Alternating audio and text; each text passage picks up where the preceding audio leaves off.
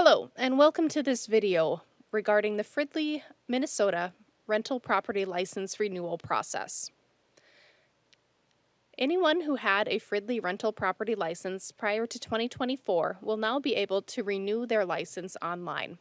Today, we'll be showing you how to access the online portal. If you had an account previously, your information has been brought over using the email address on file. You will receive a notice when it's time for you to renew with instructions about how to access your account. In the meantime, you can review our website, fridleymn.gov/rental properties, to learn about the renewals process.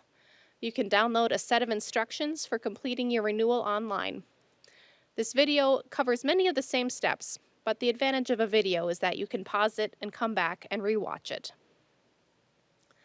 Now, as I noted, your account has been created for you based on the email address on file with the city. At the time you need to renew your license, you will receive an email from the Fridley Rental Division. It will provide you with a link to the online licensing portal, your username, and instructions for how to access your account. You can follow the link to the application portal and find the area for logging in. You won't be able to log in, but follow the link to forgot your password. Enter the username email on file that was included in that message that was sent to you. Within a few minutes, you should receive an email with your temporary password included. I'll go here and I'll copy my new password and then return to the portal to log in.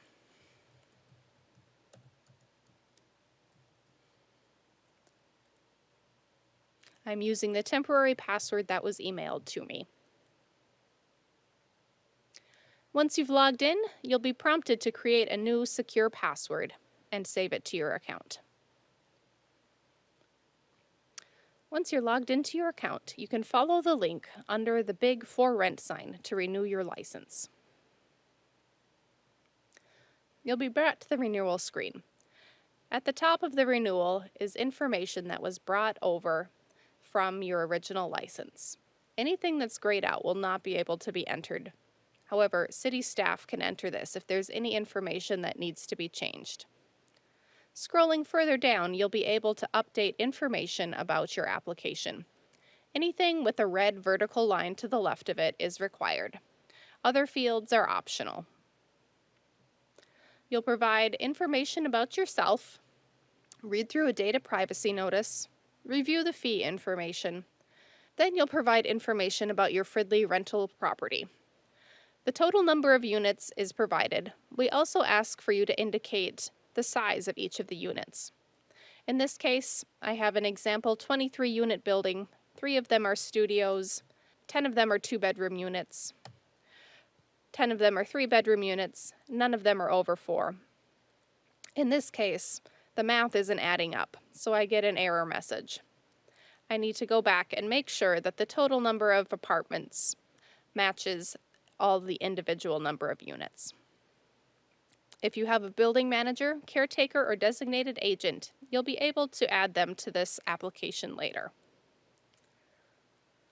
You'll provide the property owner information in the section below. Select from the drop-down what type of ownership you have. If the owner's name doesn't show up here, you'll be able to enter new information. If no matches are found, you can enter a new contact. You'll be prompted to add identification information for the property owner.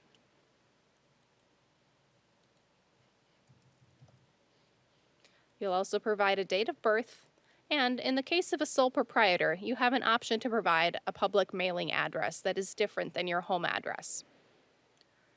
If you indicated that you have a building manager, caretaker, or designated agent, you'll add that contact either from the drop-down list of people currently associated with the license, or again, you can enter a new contact. The landlord and crime-free training housing requirements section is optional, as are the submittal documents. You'll only be prompted to upload something if you indicate that you do have something to upload. When you select yes, you'll be prompted to click a button, select a file, and upload a document from your computer. There's a section to leave comments or questions for the staff who will be reviewing your file. You'll also be asked to provide recycling and energy efficiency information. If your apartment has 13 or more units, there's a checkbox, and we have a few additional questions for you. Finally, you'll get to the certification notice. Read through the documentation, then type your name, and click the button to sign here.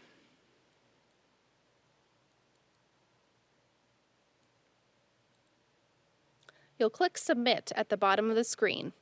If any of the information is filled out incorrectly or any of the required fields with a red line to the left are not filled out, you'll get an error message. In this case, I haven't uploaded any power of attorney documentation. Since I don't actually have any, I'm going to change this to no and go ahead and submit. The arrows might spin for a few minutes while your application is being processed. Then you'll be brought to the payment screen.